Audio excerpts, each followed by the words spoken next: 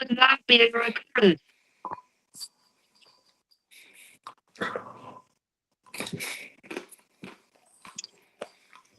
Good evening, everyone. We are very excited to be sharing our new outdoor education trip with you all. But before we start, just some housekeeping items. This presentation is being recorded for those families that are unable to attend. We ask that everybody remain on mute just to keep those background noises and distractions to a minimum. And if you have any questions, feel free to write them in the chat. Ms. Rebecca Nielsen is monitoring this and she'll respond to them as we go along. And as this is a really very quick session and we have lots to share, we don't have a Q&A at the end. But if you do have any questions afterwards, please feel free to email the trip leads. That is for grade 9, that's Miss Sarah McCurlick, and for grade 10, Miss Adrienne Smook.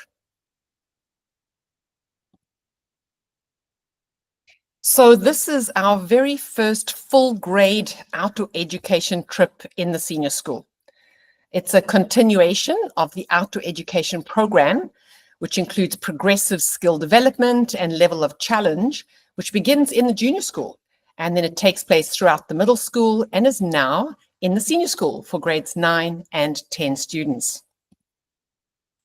And this trip will provide students the chance to connect with nature, work together as a team, learn and master new skills, be really physically active, and challenge themselves in a safe and healthy environment. And most importantly, to connect with each other and build relationships and have loads of fun. And this trip is mandatory for all students in grade 9 to 10 because there is a curricular component to it. Now, we do know that some students don't feel comfortable with outdoor education because they've not been on out trips like this before. And so we want to let you know that in our experience, when all students reflect on their school year, these trips are usually one of the highlights that students remember and are so excited to be able to share with their friends and their family.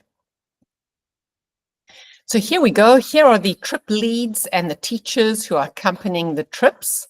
As I mentioned before, you can see for grade 9, the trip lead is Miss McCurlick, and Mr. Webb is the lead of the expedition.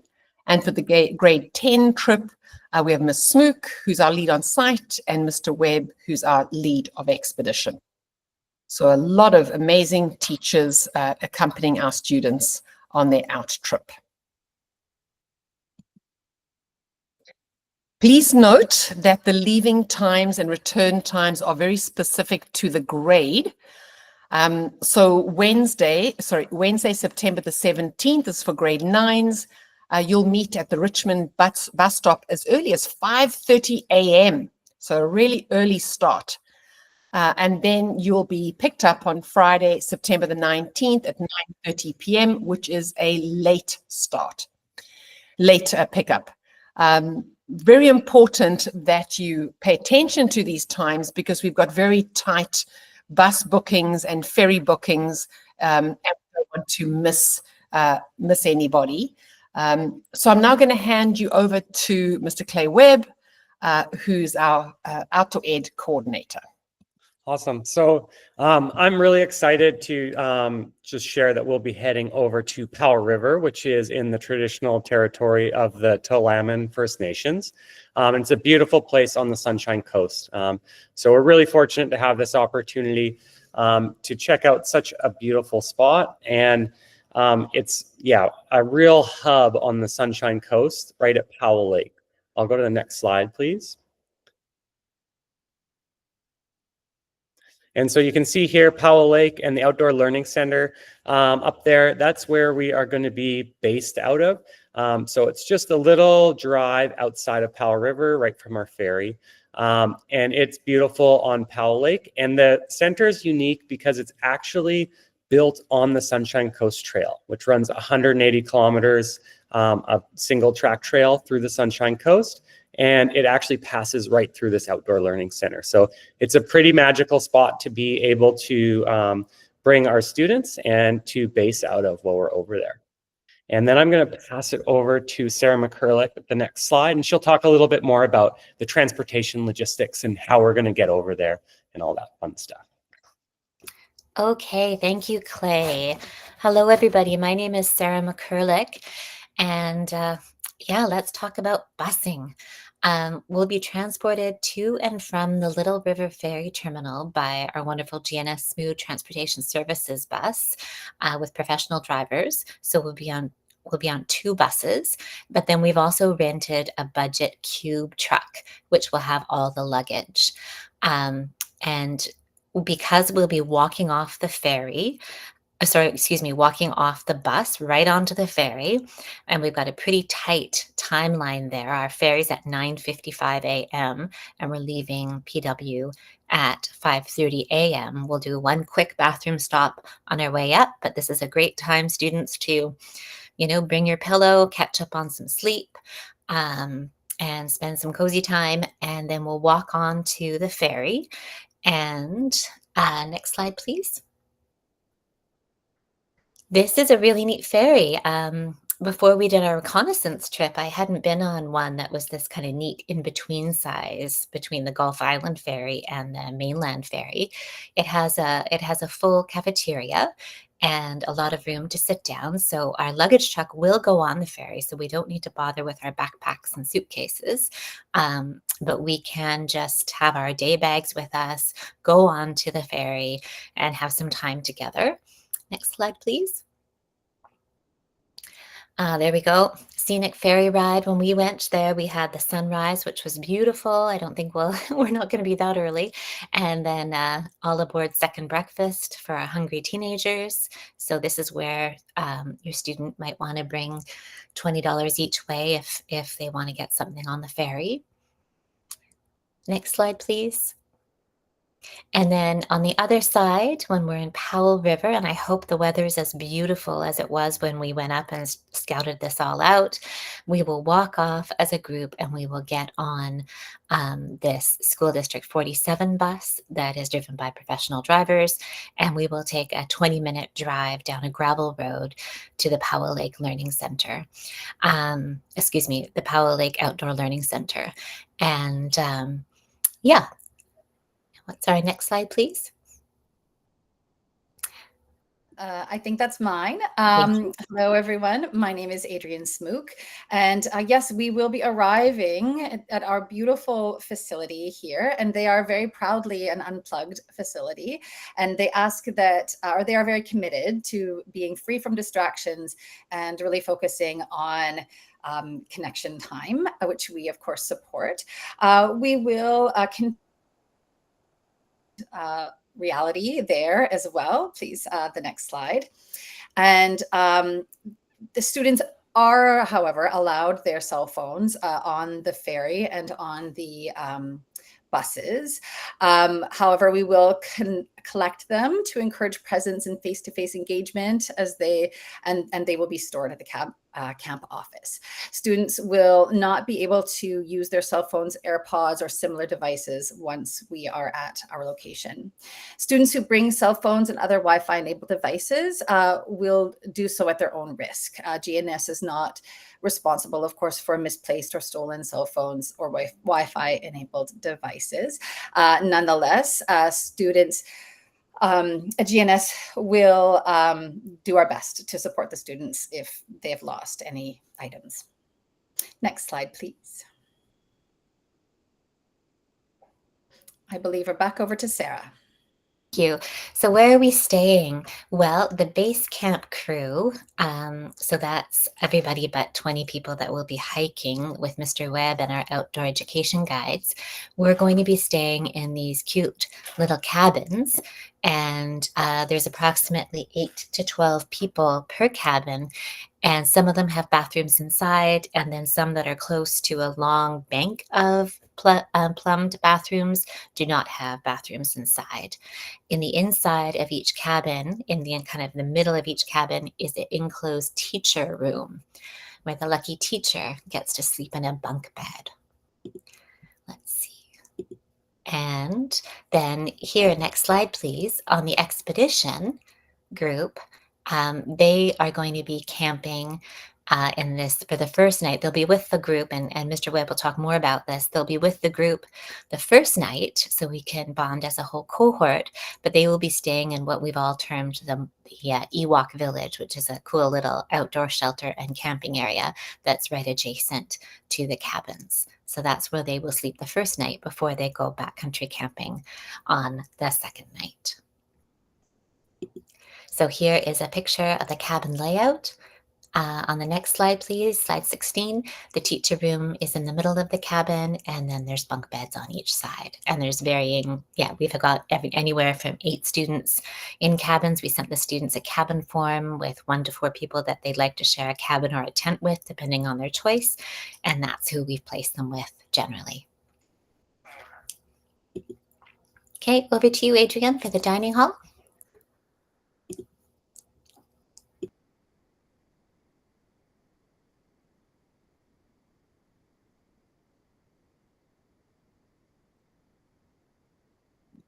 Adrienne, are you there? I hope we haven't lost you. Nope, so sorry. I forgot to unmute myself. I will start my slide again. Thanks for bearing with me. It is family style. As you can see there, there's a lovely dining hall that we all gather in to eat. The expedition group will eat day 1 lunch and dinner all together with us as the larger group. Day 2 breakfast will also be there before they depart. Then they will enjoy a bagged lunch on day 3, and specialty diets will be accommodated as per the medical forms. Students will also help with the seating and clearing and cleaning up of the tables, scraping of dishes. There is seating for up to 100 people. So if we need to, we can eat in shifts. It is a proper commercial kitchen where all the food will be prepped. Next slide, please. Please do, as a reminder, bring money for eating on the ferry, a meal each way. I'd like to share with you that the facility is entirely nut-free, and they can accommodate gluten-free, dairy-free, vegetarian, and vegan diets with the prior notice. So please do ensure that your med forms are up to date. Meals at the camps are often served family style instead of buffet, which contributes to faster timing with larger groups and the sharing of items at each table. Campers, again, will help clean up with bussing the tables and using the food waste and compost areas. And they do encourage students to eat only, or to take only what they want to eat. And you'll see on the slide there is a sample menu, and they will, of course, ensure the medical dietary requirements are up to date and provided for us. Yes, I'm also going to be talking about some of the base camp activities on site. As you can see in the photos, it is a lovely area, and some of the options that we may participate in are for a Voyager canoeing, swimming at the lifeguards are available. There's also stand-up paddleboard and other types of water activities. You'll see in the next slide, please, that there are some outdoor shelters. We do encourage everyone to bring rain gear, a good raincoat, and even maybe some rain pants and waterproof shoes, just in case we do get a bit of rain. But there are these outdoor covered areas that will provide us with opportunities to be outside in a sheltered space. And the next slide, please. If you can see there, you might need to zoom in. This is the itinerary for our camp.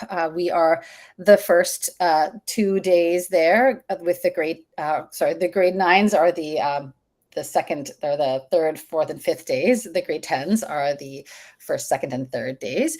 So grade 9s, you would start right in the middle of that itinerary and follow your way down. We have provided this, and we can send it out again if you would like to have a closer look at the activities and the timings of our days. Next slide, please. Here are some other base camp options. You can see there is a climbing wall, access to hiking trails, of course, the canoes and stand-up paddleboards, aquatics at the beach. There is an orienteering course, a group challenge with low ropes, field sports, wilderness technology and survival skills, disc golf, nature, and crafts. And these will be decided on the day depending on the availability of staffing. Next slide, please. The expedition troop will be heading off on the second day, and they will be prepping to backpack in onto the view of the site, and you can see the trail alongside there. Adrian, you cut out there. Can you just say that again? Oh, pardon me. Yes, this is an aerial photo of our site, of the area, and you can see the Sunshine Coast Trail there along the side. I believe, and Clay can perhaps provide more information, more detailed information. There is, the group will be boarding a bus and driving a little further down the trail to enter the Sunshine Coast Trail at a place where they can head out to quite a scenic, lovely spot. Next slide, please. And we're back to Sarah.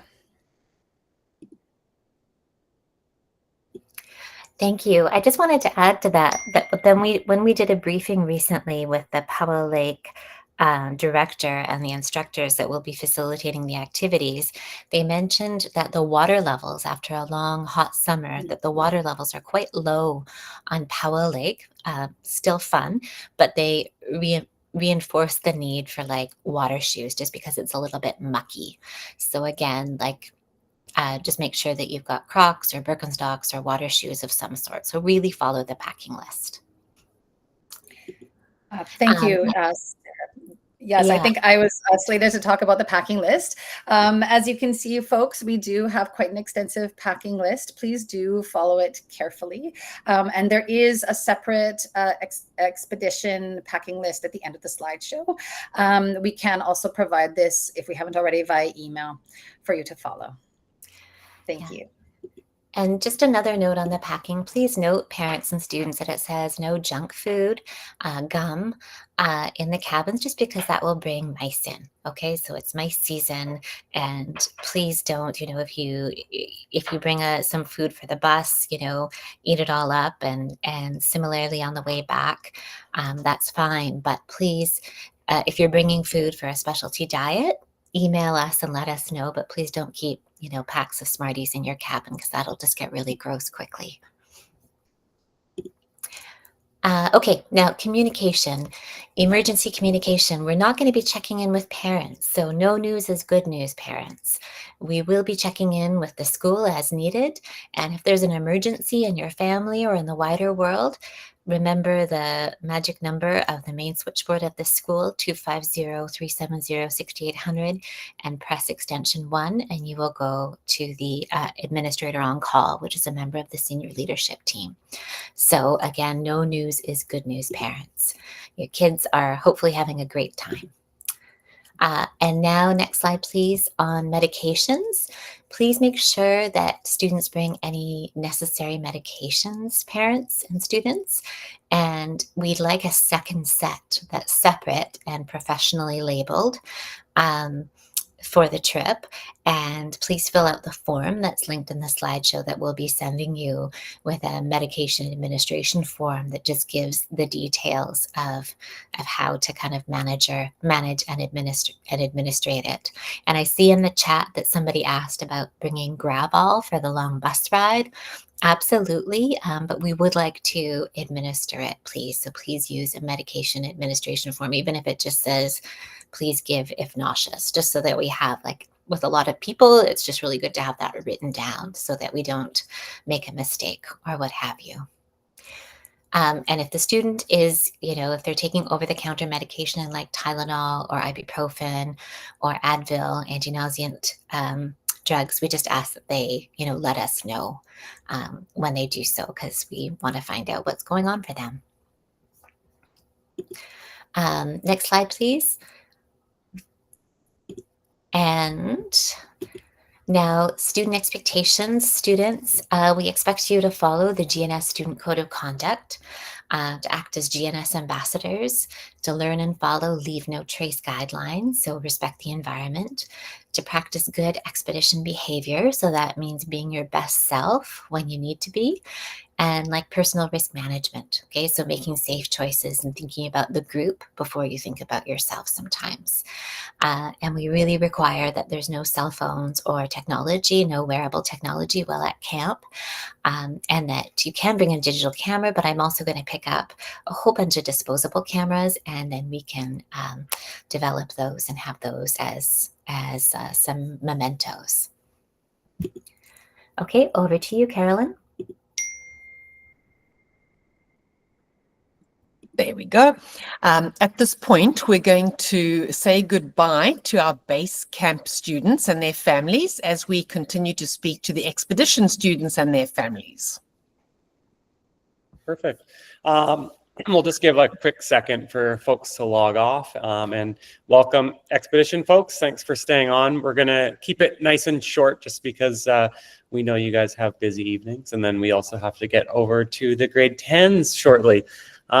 But we're excited for the folks that have signed up for the expedition. It's going to be a really cool opportunity to hike a part of the Sunshine Coast Trail. So we can go to the next slide there. Talk about staffing. So we have an amazing expedition team, which is going to be comprised of 4 of us. So myself and 3 outdoor ed guides. And for folks that have been on outdoor ed trips, some of these folks may look familiar to you. We've got Michaela Pladson, Jordan Lenham, and Artis Meller-Lang. And so they're all super experienced guides. A lot of you have probably already done trips with them before.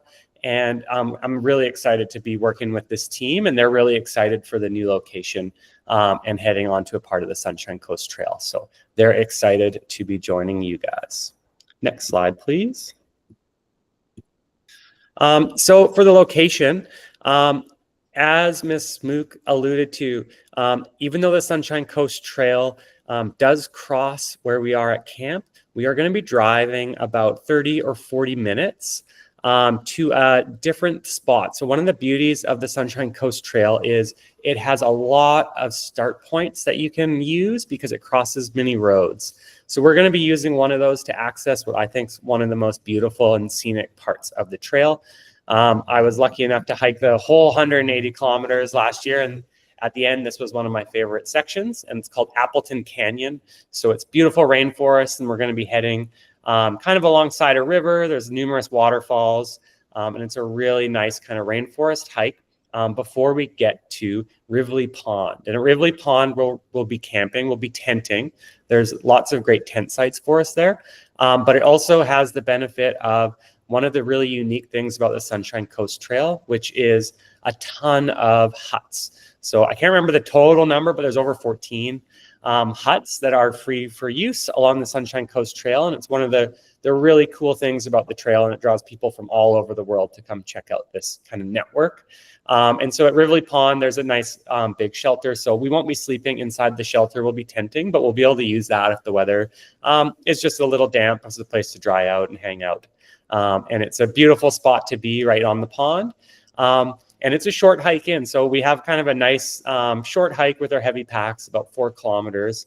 And we'll set up camp, and then we will do a day trip after we set up camp. Just a few more kilometers, there is a lookout called Gibraltar Lookout, which if we go to the next slide, you can see a photo of it. But it just looks out over the Sunshine Coast. And it's a really beautiful vantage point not far from our camp. You can see on the map there our location. So the big lake right in the middle there, that's Powell Lake. And there's a little spot that says Tony's Point. Where we're camping is just north of that or just above that.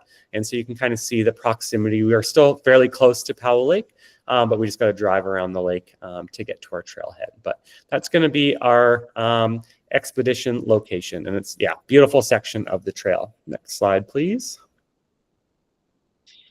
So the packing list. So the packing list was sent out to you today. So hopefully you got that.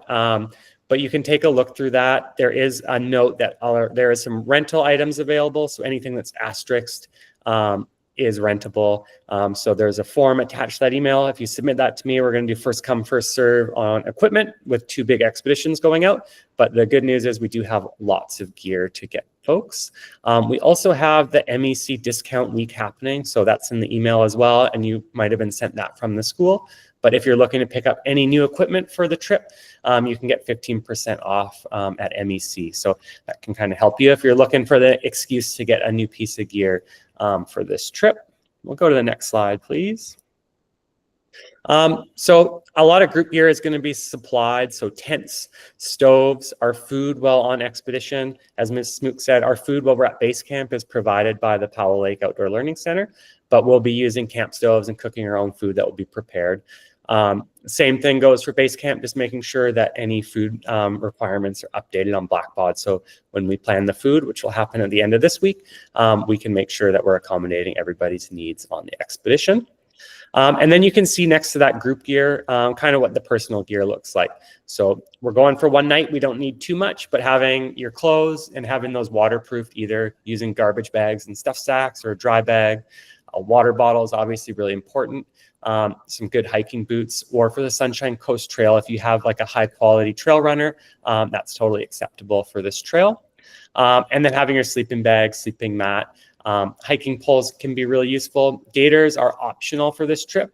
Some trips where it's really muddy, like the Juan de Fuca, they're mandatory, but for the Sunshine Coast Trail, it's a really nice, well-maintained trail. It's not super muddy in the section we're going. So gaiters are optional. If you've got them, they can be great, but they're not required for this trip. But that's just kind of an example of what your gear spread might look like that you're loading into your backpack. We'll go to next slide, please.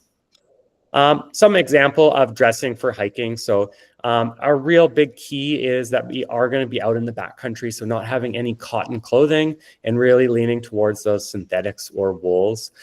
For a lot of this is stuff that you're going to have around the house already, but just looking at the labels to ensure it's not cotton is great.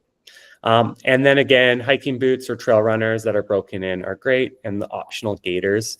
The one thing I will highly recommend is socks. So especially carrying heavy backpacks when we're not used to it, making sure that you have a really good wool or synthetic hiking sock is key. So folks that maybe don't do such a great check on what it's made of and assume that synthetic when it's cotton are the folks that usually end up with blisters and not having a very fun time hiking.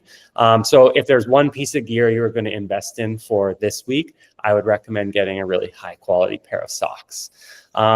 Depending on the temp, you might want to hike in shorts. Often it gets really hot when we're carrying the backpacks, so shorts can be a really great option, but a synthetic pant or like a tight can also be a great option. But that's just an example of what your clothing might look like. We'll go to the next slide.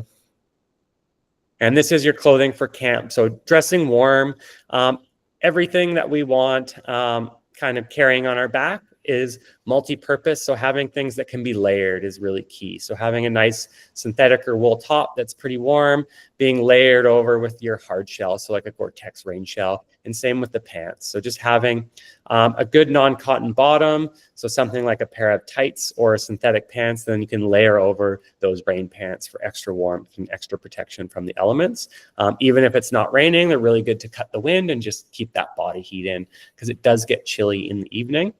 And as we're just shifting to fall, some things that we might not have been thinking about for the last few months, but toques and gloves are really key, especially as the temps drop. If we're used to being inside in the evening, we might not realize just how chilly it gets kind of later in the evening. So having those things will help keep us nice and toasty. And then having a light pair of shoes. So this is likely going to be the same thing that you're going to have for around base camp, because you probably don't want to be wearing your hiking boots the whole time. But a light trail runner, a sandal or a croc, just something that you can kind of take a break out of your hiking boots or the trail runners you're hiking in when you get to camp, can be really good. We'll switch to the next slide. And so, yeah, as I mentioned, we're doing first come, first serve basis on rental equipment. So you should all have that equipment rental form now. And if you can complete that as soon as possible, that'll really help me get that gear organized for you folks. And then we have a few times that gear can be picked up. So you're going to be picking that up from the outdoor ed room, and that is just off of the turf. So if you go to the back of the turf, there's an exterior door. There's a little outdoor ed sticker on it, but I usually prop it open if it's a gear pickup time. And you can come in and I'll have those things organized for you. And you can also, great time to ask questions, or if you have a few pieces of gear that you're wondering about from home, you can bring them in and I can take a look and kind of help get you set up. And then for our group gear and final preparations, that's all going to be taking place at the Outdoor Learning Center. So just making sure you leave a little room in your pack for that group gear.